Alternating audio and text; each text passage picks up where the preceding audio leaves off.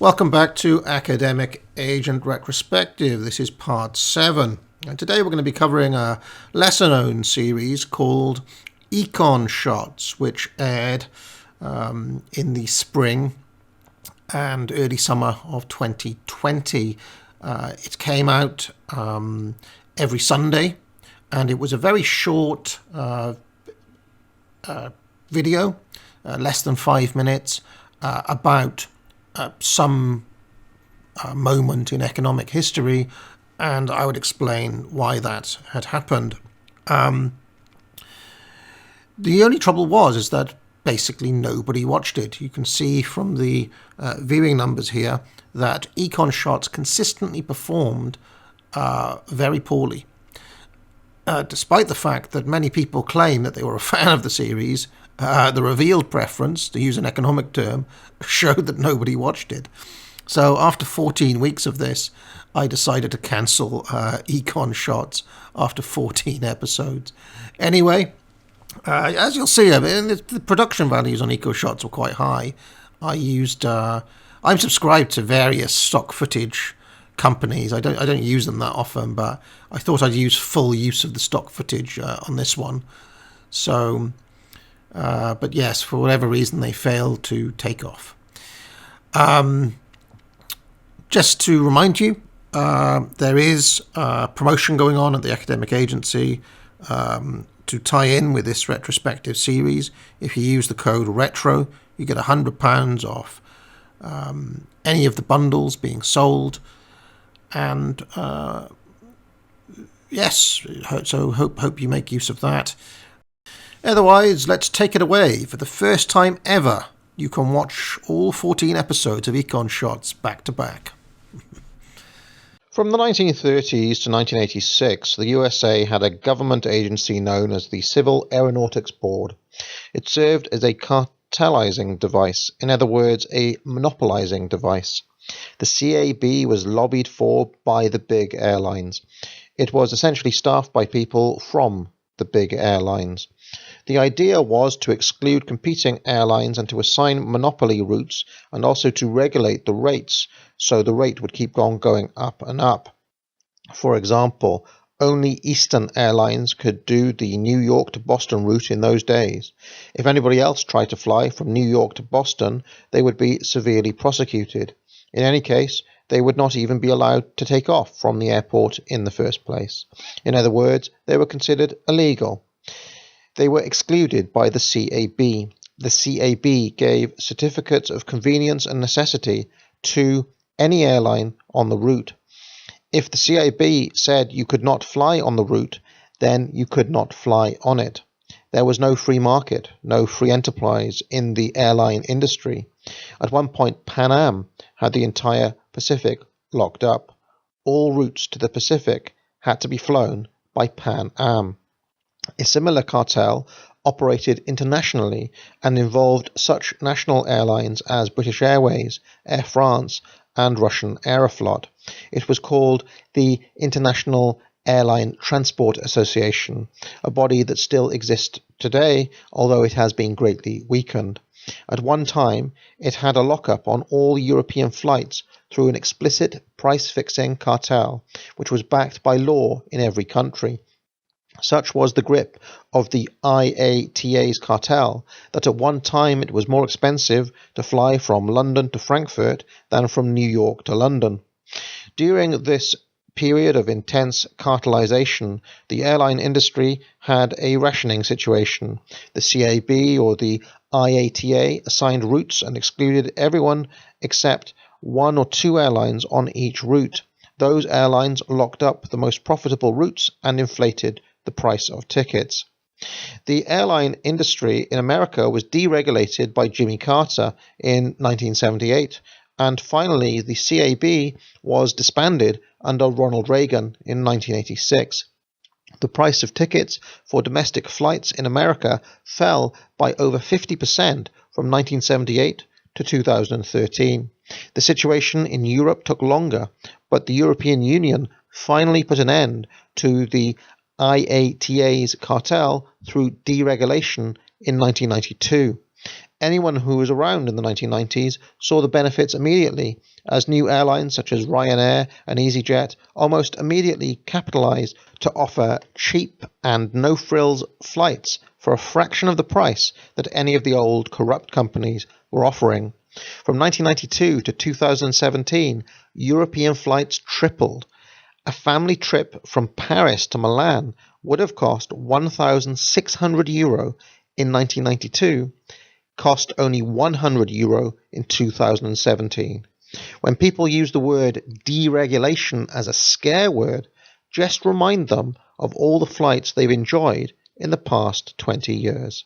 Now get out. For more than a century, the powerful De Beers Consolidated Mines, a South African corporation controlled by the Rothschild Bank in London, was able to organize an international cartel, restricting the supply of diamonds on the market and raising the price far above what they would be at market levels.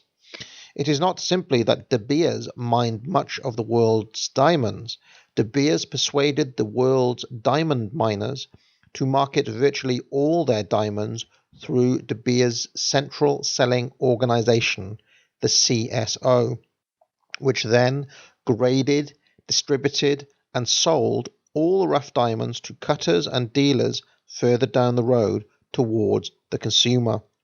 One way it was able to maintain this was through the cooperation of the government of South Africa, who issued licenses for the right to mine and sell diamonds. This was made official by the Diamond Act of 1986 and the establishment of the Diamond Board of South Africa, which has persisted beyond apartheid and under the ANC. De Beers operated and still operates over 90% of the diamond mines in South Africa, and the other mining firms all sold their diamonds through the CSO.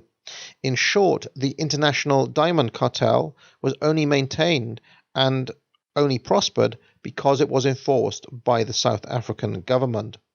There were severe sanctions against any independent miners and merchants who tried to produce quote-unquote illegal diamonds, even though they were mined on what used to be private property.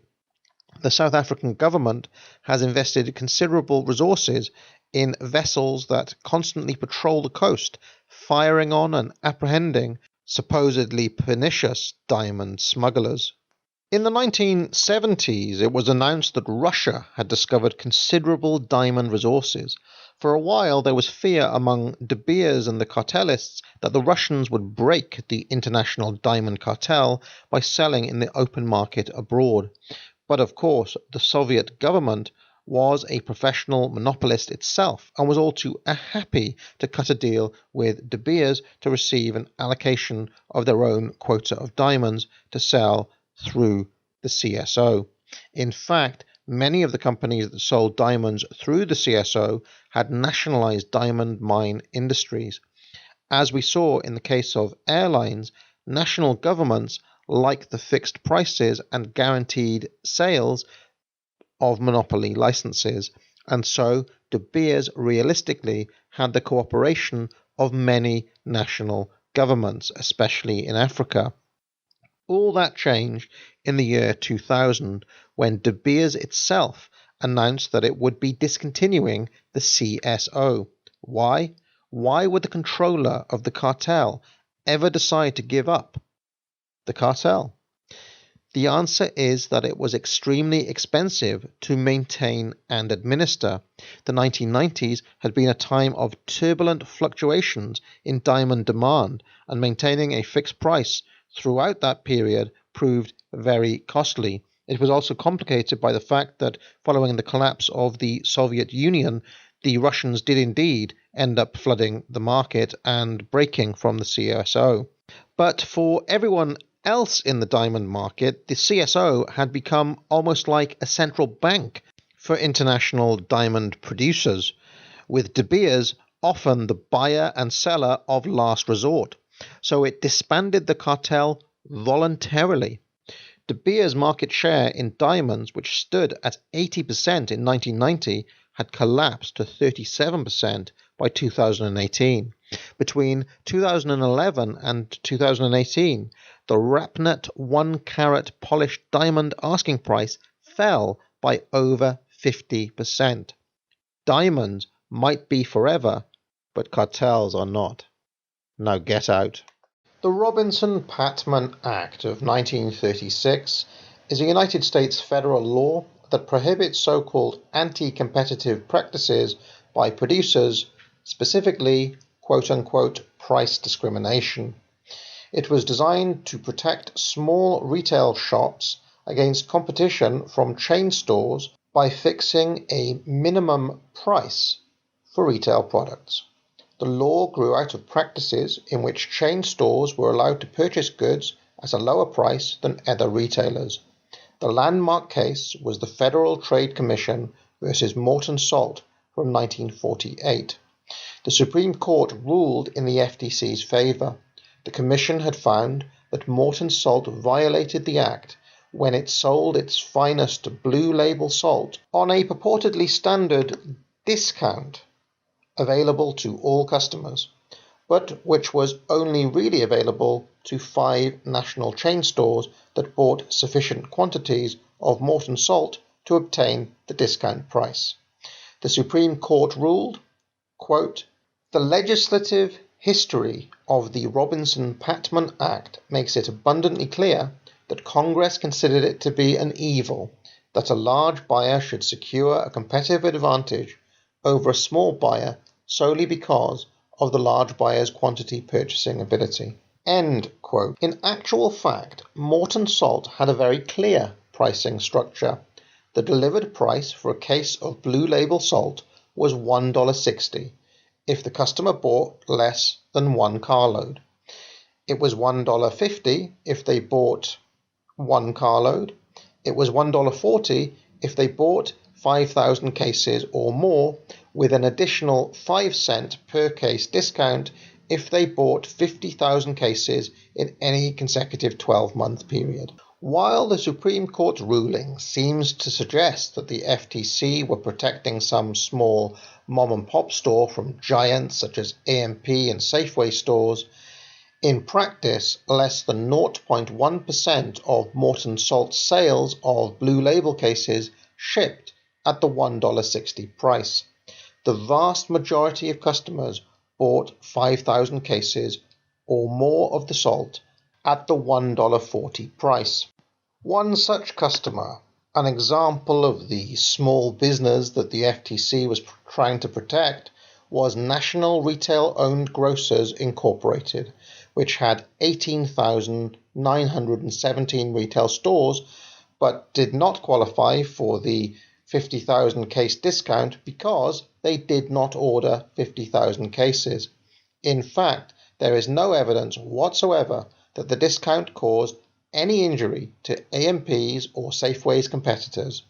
But for the FTC and the Supreme Court, this did not matter. They punished Morton Salt merely for the theoretical possibility that this price discrimination might cause an injury to competition. They did not accept Morton Salt's perfectly reasonable argument that this loyalty discount for customers who ordered 50,000 cases or more saved them the costs of merchandising. Even besides that, it made excellent business sense to offer this discount from Morton Salt's point of view, since the 5-cent difference might have meant losing out on such large orders to their competition, namely other salt producers. But this did not matter because federal commissioners and judges imagined some small firm losing out because they were buying salt at 5 cents more. They said it was self-evident and obvious that the competitive opportunities of certain merchants were injured when they had to pay more for salt than did their competitors. Of course, it never once occurred to them that the bigger stores were buying substantially more salt, which they would have to sell to their own customers in order to make a return, or that in practice this 5-cent wholesale discount translated to only 1/5 of a cent per package of blue label table salt, which was what was being bought at the consumer level. If they based their retail prices solely on the per unit wholesale costs, AMP could not even charge a cent less for a package of salt than National Retail Owned Grocers Incorporated. But this did not matter to the FTC or to the Supreme Court. But such is the baffling world of antitrust law, and the Robinson-Patman Act has never been repealed. Now get out. For 31 consecutive months, from October 1861 to March 1864, the Confederate Commodity Price Index rose at an average rate of 10% per month. In April 1865, when Robert E. Lee surrendered and the American Civil War ended, the index was 92 times its pre-war base. Why did this inflation take place? Quite simple. The Confederate States were funding their war effort by printing money and issuing government bonds, rather than via taxation. In January 1861, Southern forces took over the U.S. Mint at New Orleans and confiscated the bullion there. The gold formed the basis of the Confederate Treasury, but it was a tiny reserve against the billions of dollars of Confederate currency they would print in the next year. The Confederacy tried to respond to the runaway inflation it caused by its own massive expansion of the money supply by instituting price controls. They had to keep revising the fixed prices upwards. For example, between May 1863 and May 1865, the fixed price of bacon went from $1 per pound to $4 per pound. Beans rose from $4 per bushel to a whopping $30 per bushel. These rapid increases in food prices produced riots throughout the Confederacy. In 1863, for example, in Richmond, Virginia, 1,000 people, mostly women, marched in protest towards food stores, and they simply loaded carts with flour, meal, and other provisions. Before long, there were widespread mob looting of shops for valuables. It ended with the mayor threatening to order the Confederate Army to shoot at the rioters. We can take two lessons from this little episode. First, an increase in the money supply will always cause inflation. And second, price controls will never and can never work. Now get out. Capital goods by definition evoke time, because you are not immediately consuming them. So the fact that we even have capital in society requires an understanding of time. All of our material wealth is a residuum of past activities. We stand on the shoulders of all those who came before, who sacrificed current consumption for future production. Right back to the first person who decided to spend time crafting a fishing net rather than catching a fish with their bare hands. Capital is transient. People are either accruing it or consuming it. It is not fixed or finite. It does not rest in certain hands forever. Capital is a way station in the production of consumer goods. A fishing net is a station on the way to producing fish for the next year until the net wears out. The net is eventually completely transformed into fish, and in that sense used up, which is to say consumed. The same thing is true of huge factories that are equipped with robots. The capital is not fixed in the sense of being there forever. They are eventually used up, consumed in the production of tins of tomatoes, automobiles, or whatever else. So, in effect, these robots in the factory, the capital goods, are half-baked cakes on the journey of being a fully baked cake, which is a consumer good. The robot and the factory are tins of tomatoes or automobiles or whatever else in their unfinished state. Eventually, they will be completely transformed into those consumer goods. The entrepreneur capitalist who commits to purchasing these half-baked cakes are making a bet for the next 20 or 30 years that people are still going to want to buy full cakes. In other words, the person who builds a factory is making a bet that people will want tins of tomatoes or cars for a long time, long enough for them to justify the expenditure on the factory and the robots. They are speculating that the market will persist long enough for them to see a return on their investment, which may not come to fruition for at least a year or 2 years or even 10 years. The workers who they employ in this factory not only benefit from being paid their wages today as opposed to in 1 year's time or in 10 years' time, but also benefit from the consumer goods which the factory will produce today that would not have been possible without the prior savings and investments that have been made in the capital goods by the entrepreneur capitalist. If the entrepreneur capitalist has bet correctly, then they will be rewarded for their speculation and their patience in waiting for the return. If they bet wrongly, then they will either come to ruin or else sell on the capital goods to another entrepreneur capitalist who can put them to more productive uses. Now get out. Ours is truly an age of statistics. In a country and an era that worships statistical data as super scientific, as offering us the keys to all knowledge, a vast supply of data of all shapes and sizes pours forth upon us.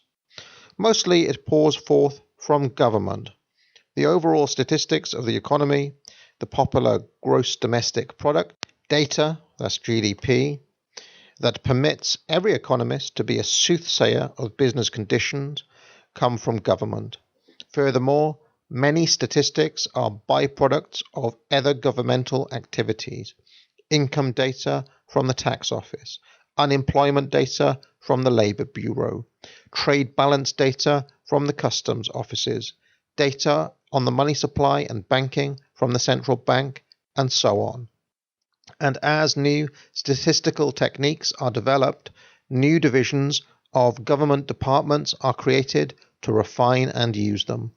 We might also think today of demands from government for companies to keep employment and income data broken down by race and gender. The costs of compiling such statistics are often hidden. In 1956, the federal government employed over 10,000 people just to compile statistics. Today, that number is much bigger. There are 12 major federal government and statistics agencies, each of which has thousands of employees.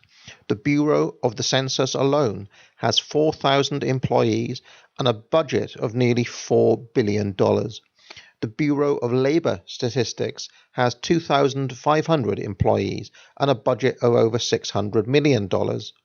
And there's another 10 of these major bureaus. But the great bulk of their data is coerced from private firms who must also employ people to collect and compile them to report to the government. In 1956, it was estimated that in the American utilities industry alone, it cost companies around $32 million to compile all of the data demanded by government. Today, one imagines the figure would be many times that amount. If you adjust the 1956 number for inflation, it is over $303.6 million. Statistics are the eyes and the ears of the bureaucrat, the politician, the socialistic reformer, the managerial elite. Only by statistics can they know, or at least have any idea about what is going on in the economy. Only by statistics can they find out about how many old people have rickets, or how many young people have cavities, or how many Eskimos have defective sealskins. And therefore, only by statistics can these interventionists discover who needs what throughout the economy, and how much federal money should be channeled in what directions. And certainly only by statistics can the federal government make even a fitful attempt to plan, regulate, control, or reform various industries, or impose central planning and socialization on the entire economic system. If the government received no railroad statistics, for example, how in the world would it even start to regulate railroad rates, finances, and other affairs? How could the government impose price controls if it didn't even know what goods had been sold on the market and what prices were prevailing? Statistics, to repeat, are the eyes and the ears of the interventionists, of the intellectual reformer, the politician, and the government bureaucrat. Now get out. In 1463, King Edward IV banned the import of playing cards to England at a time when they were becoming popular across Europe. There was, of course, a domestic playing card market, and this total ban on foreign playing cards gave English producers an almost total protection. As an aside, Edward IV's daughter, Elizabeth of York, who married Henry VII, might look familiar to some of you. Historians have long noted how her portrait is strongly reminiscent of the Queen of Hearts in the English deck of playing cards. However, evidence for this is scant, since the Puritans under Oliver Cromwell destroyed most of the packs of cards in the country after they banned games of all kinds during the interregnum. However, today we're going to be focusing on the man that Cromwell would famously behead, Charles I. Despite the fact that foreign cards had been banned from the time of Edward IV, they still found their way into England, and the roaring playing card black market was undercutting the protected English producers.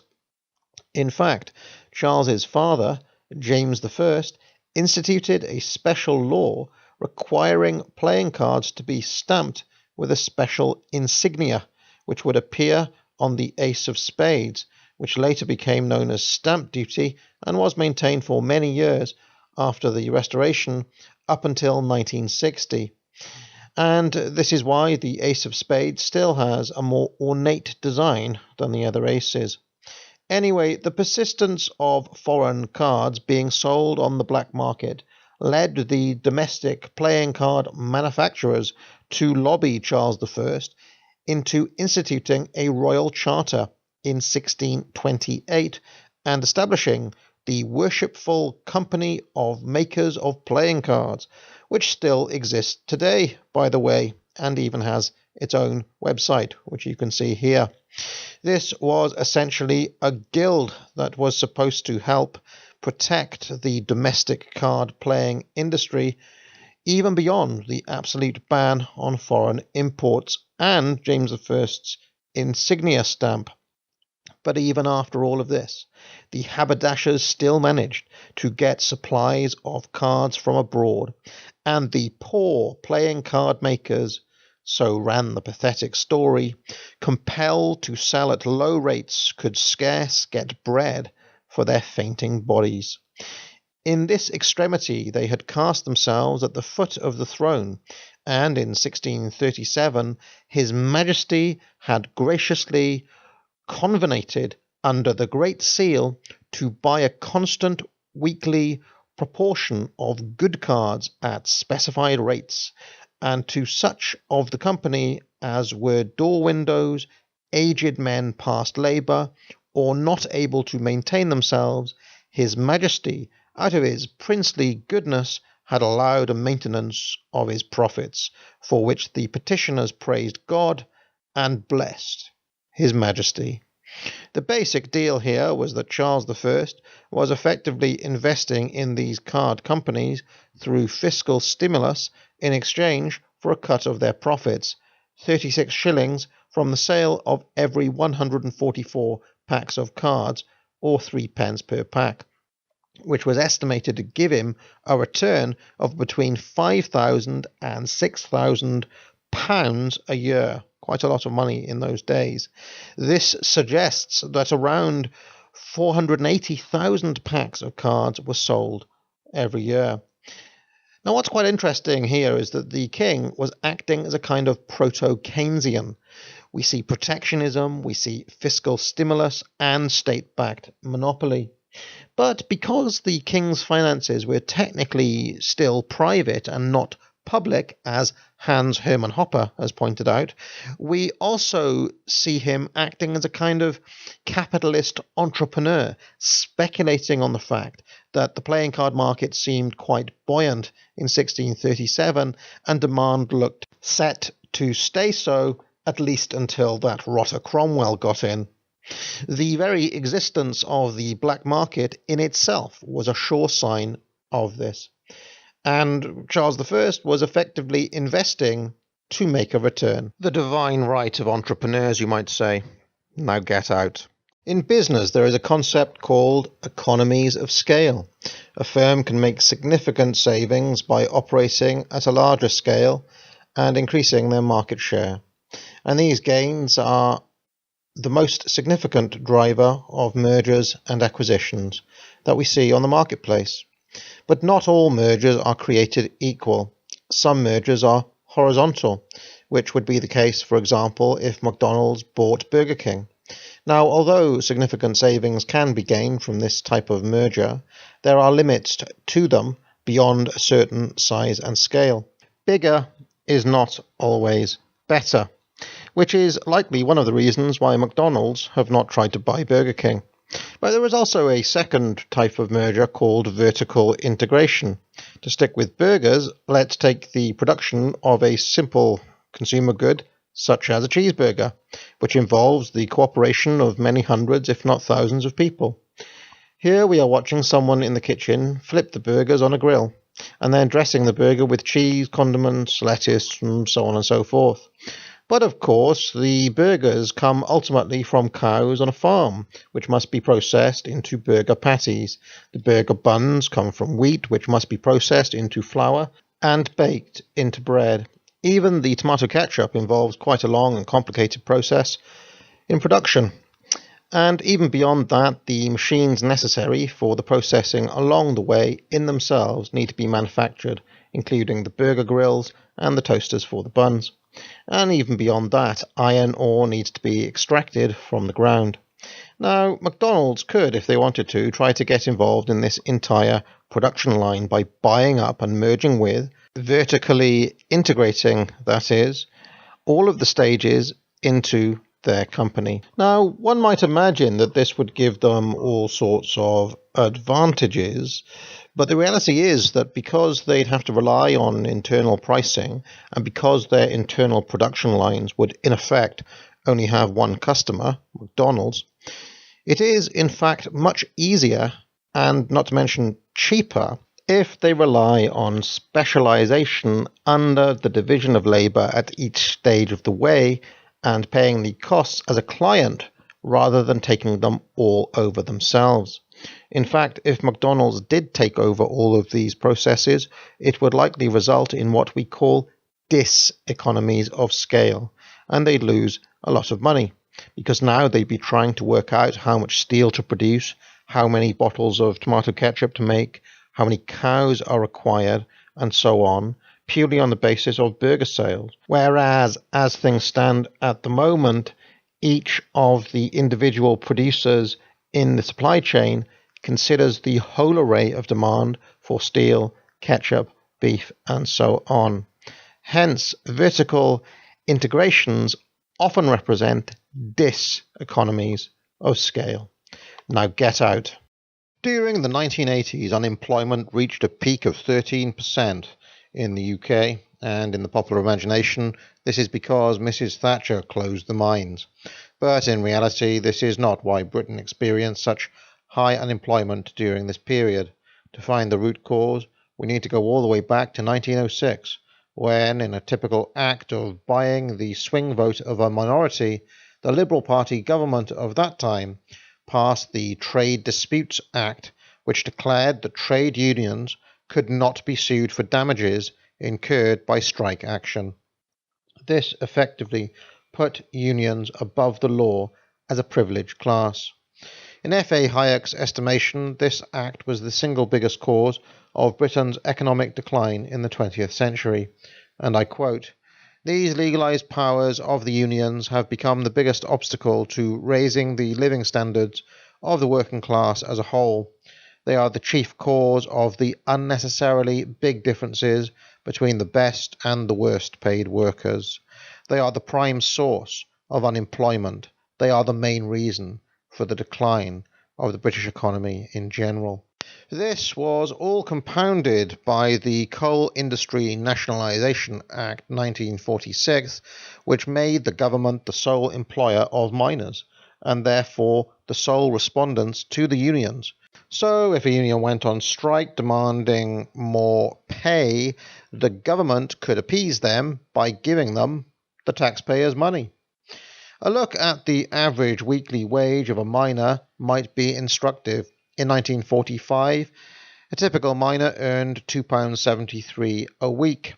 By 1950, this figure had risen to £7.72 a week, which is a 183% increase in 5 years. By 1960, the figure was £14.62, an 89% increase since 1950 and a 435% increase since 1945.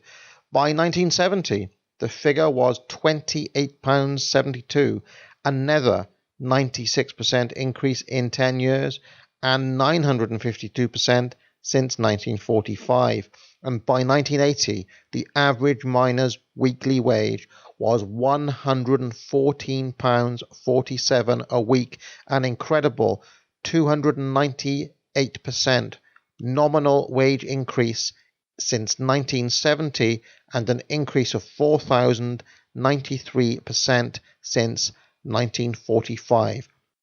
In other words, a miner in 1980 was paid 42 times more in nominal terms than their 1945 counterpart. They extracted these extra wages largely by going on strike and holding the country to ransom. In 1970 alone, over 10 million workdays were lost to strike action, both official and unofficial. For example, in 1972, the government offered the miners an 8% pay increase, and this was duly rejected, and the miners' strike caused an energy shortage and brownouts across the country under Prime Minister Edward Heath. In the end, after 6 weeks, the unions got their way and extracted another £116 million for their members, which was between a 17% and a 24% pay increase. And then again, in 1975, the miners went on strike again, led by Arthur Scargill, and extorted another £140 million, which resulted in another 35% pay increase for the miners. The basic weekly rate increased from £45 to £61 overnight. Scargill's response to the deal was to say much more could have been obtained. How did the British government pay for all of these massive pay increases? Well, of course, in that time-honoured Keynesian fashion, they did it simply by printing more money, which resulted in, of course, massive inflation to the tune of 28% on the retail price index in 1973 and 18% inflation during the winter of discontent in 1977 and 1978. So the unions did not just hurt those people that they kept out of work through their exclusive membership and their monopoly on jobs like mining, they also hurt everyone in the entire economy through chronic inflation. And that's why we don't have a coal industry in the UK anymore. Now get out. During the 1970s, house prices in Palo Alto, California, which is in the San Francisco Bay Area, quadrupled, while the population fell and the number of children enrolled in schools fell by 1/3. Not a single new house was built during the entire decade. In nearby San Jose, which is near Silicon Valley, in 1969, house prices were 2.2 times median family income.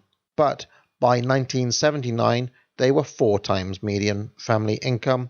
And in 1989, it was 5 times median family income. By 2005, 7.5 times median family income. The reason? California has some of the severest building restriction laws and land use restriction laws in the United States. Amazingly, Palo Alto pioneered so-called affordable housing legislation in 1973 by creating inclusionary zones. But to give you an example of how inclusive such zones are, consider that less than 7% of Palo Alto's police officers actually live in Palo Alto because they simply cannot afford to live there. Almost a quarter of them live right across the other side of the San Francisco Bay Area. A nurse on an average salary would have to spend only about 30% of their salary to pay for the mortgage on a 2-bedroom apartment in Dallas, Texas, which doesn't have such punitive building and land use restriction laws. But they would have to spend over 75% of their salary to live in an identical apartment in Palo Alto. And this is just one of many reasons why Californians continue to migrate to Texas every year.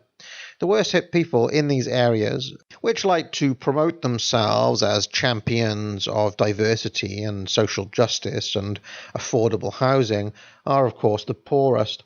As an example, the black population of San Francisco, its poorest demographic, fell by 35% from 1990 to 2006. They were moving to places like Contra Costa County and Oakland, which then has a chain effect as white residents in those areas, perceiving those areas as in decline, move out. Contra Costa was 90% white in 1970, but it is now only 58.6% white. And you cannot assume that this is only because of racism. The crime rate in Antioch, Contra Costa County, is 48% higher than the national average. The crime rate in San Pablo is 78% higher than the national average. And the crime rate in Oakland, which is currently 36% white, 24% black, with the remaining 40% made up of mainly Hispanics and Asians, has a violent crime rate which is 238% higher than the Californian average, 287% higher than the national average, while property crimes are 124% higher than the state's average. Your chances of becoming a victim of crime in Oakland are close to 1 in 14, so with those odds, you'd likely look to move too if you could, no matter what your race happens to be. Oakland, of course, has been under California's disastrous rent control laws since the 1970s and sweeping housing reform laws which restrict the rights of landlords to evict tenants. Who could have possibly foreseen that it would become one of the most dangerous cities in America? They are, in effect, state-mandated slums. Even the New York Times described it as among the world's most dire places. Now get out. In March 1952, the office of the President of Uruguay was abolished and replaced with a 9-man council, each of whom held equal power. From 1919, Uruguay had embarked on a policy of extreme welfarism, including an enormously generous pension scheme. Workers were very difficult to fire. They were entitled to retire at the age of 55 after 30 years of service, or at the age of 60 after 10 years of service, and after paying around 17% of their salaries into a pension matched by their employer, they were paid their full final salary for their retirement. Employees received free medical care plus a guaranteed 20 days fully paid leave. Expectant and nursing mothers also received extra government benefits. By 1956, 1 in every 3 Uruguayan citizen was a public servant directly employed by the government. The government ran a 5 million pesos budget deficit, but their millions of employees kept agitating for more pay. For example, meat packers went on strike for a guaranteed daily allowance of 4 pounds of meat, well below market prices. By April 1963, Uruguay was practically bankrupt, but no politician would dare make any changes to the welfare system. Inflation was rampant, local production had collapsed, and unemployment was increasing. Strikes were endemic, and the perception of political turmoil had killed the tourism industry.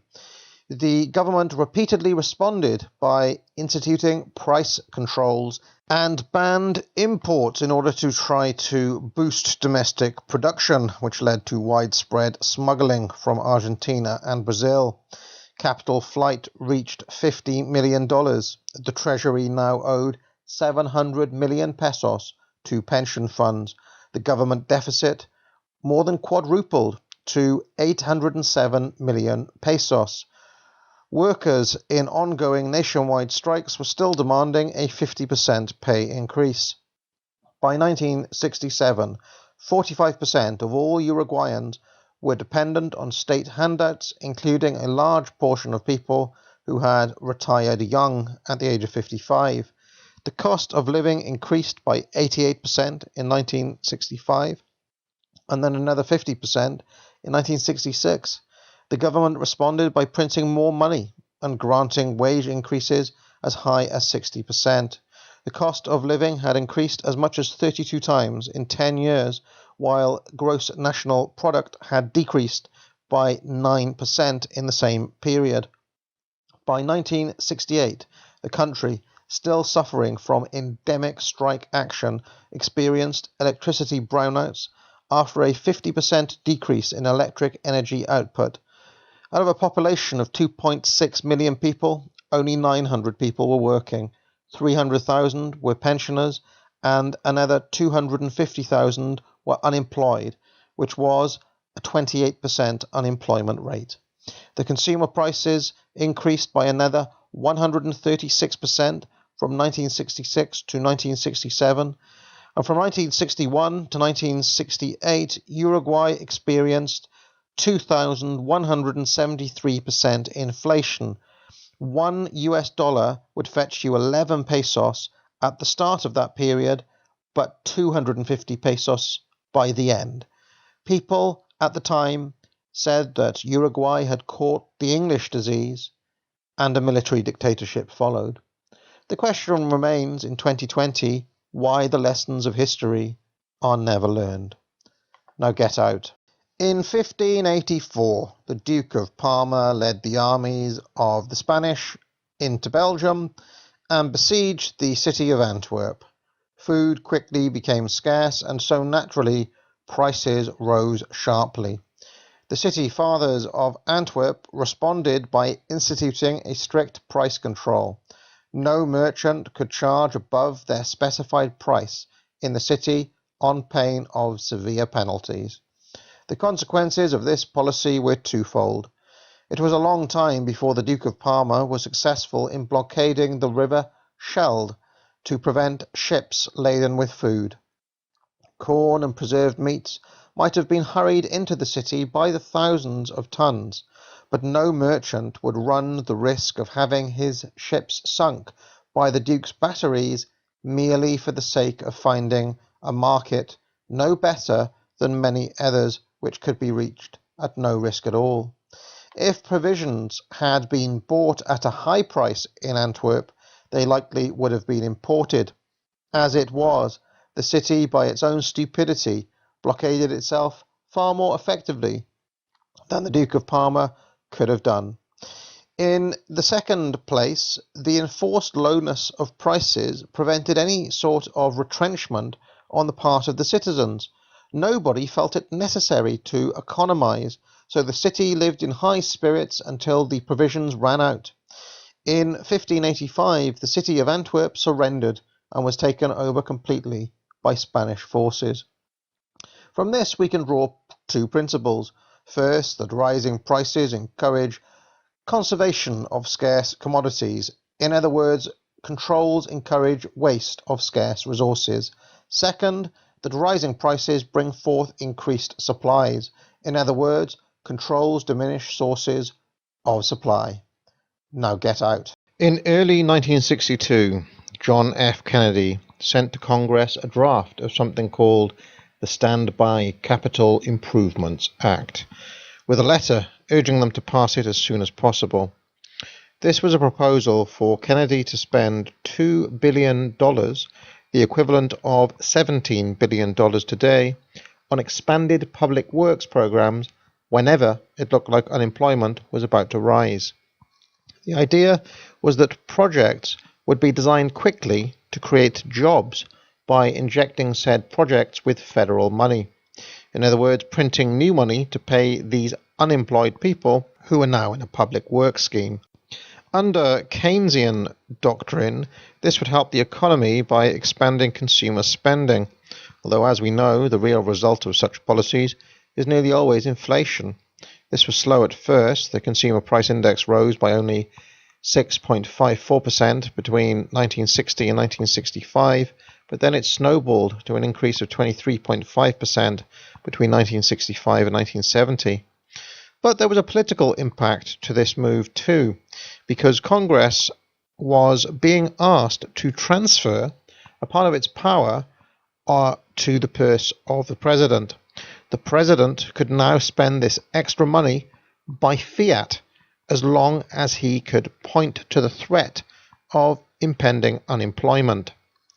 After some back and forth with the Senate, who added a special caveat that the president could only use it in areas where the unemployment rate has risen 1% over a 3 to 9 month period, and which had either median family income of $1,600 to $1,700 or twice the national employment rate. The House of Congress eventually passed this.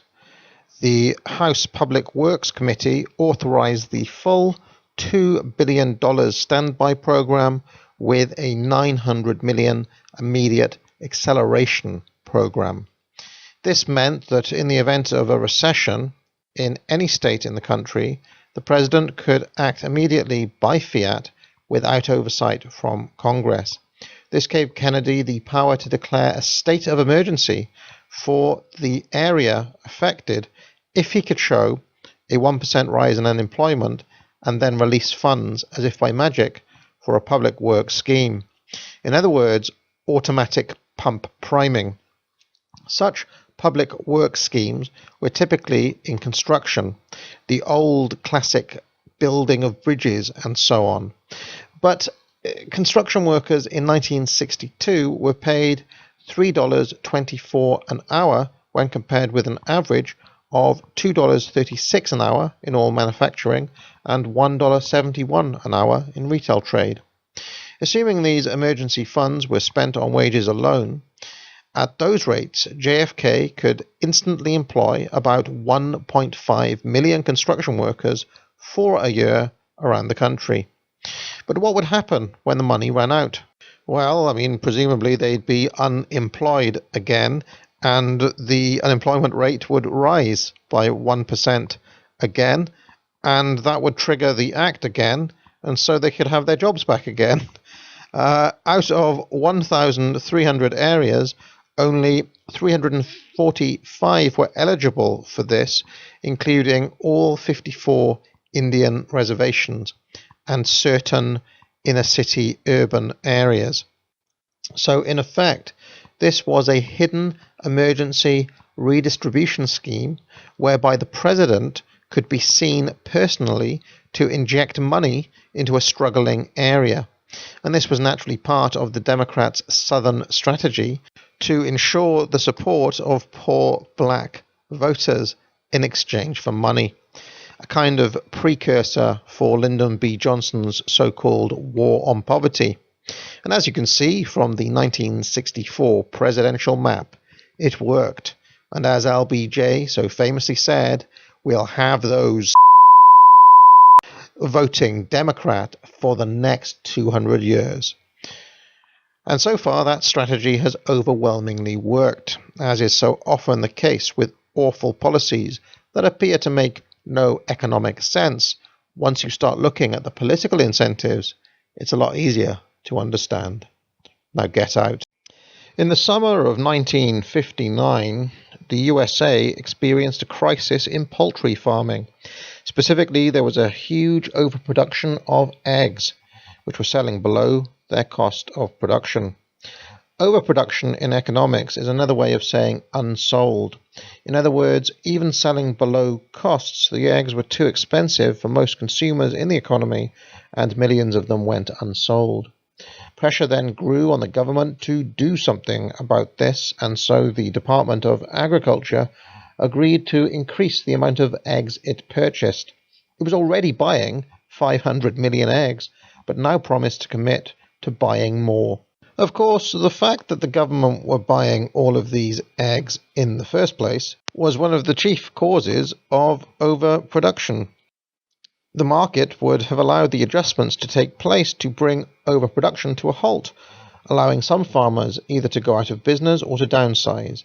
But the politicians of that era considered this to be cruel, and so opted instead artificially to boost demand through direct government purchase. A second hidden reason for the cost price of eggs being so high at this time was that the government had also interfered with wheat farms during this era by providing subsidies for producers of grain and again making direct purchases. By June 1st, 1959, President Eisenhower had piled up $3 billion worth of wheat. In today's money, that's around $26 billion. It was a supply equal to 2.5 times America's annual domestic needs for wheat. The storage, handling, and interest charges on this wheat cost the American taxpayers an additional $500 million. And the passed on costs to other producers was estimated to be in the region of $6 billion, or about $53 billion in today's money. Grain farmers were growing crops for government storage, not for the market, and the net effect of this policy was to keep the price of wheat artificially high to benefit the wheat farmers at the expense of everyone else. Everyone else included, of course, the poultry farmers whose chickens feed on grain. To make matters worse, knowing that most of this grain would just end up in some government warehouse, many farmers deliberately grew inferior quality wheat in order to take advantage of President Eisenhower's largesse. So the net result of Keynesian interference in agriculture during the 1950s was more expensive wheat at a worse quality than before, more expensive eggs, poultry farmers facing bankruptcy, millions of unsold eggs, as well as millions of tons of food wasting away in government warehouses. As was so often the case, though, these costs were hidden from the public, and the 1960 presidential election between John F. Kennedy and Richard Nixon saw both candidates falling over themselves to make yet more promises to the farmers, with Kennedy promising income parity for farmers in line with their urban counterparts and a system of mandatory production, while Nixon pledged to increase food prices even higher. The land of the free, ladies and gentlemen. Now get out.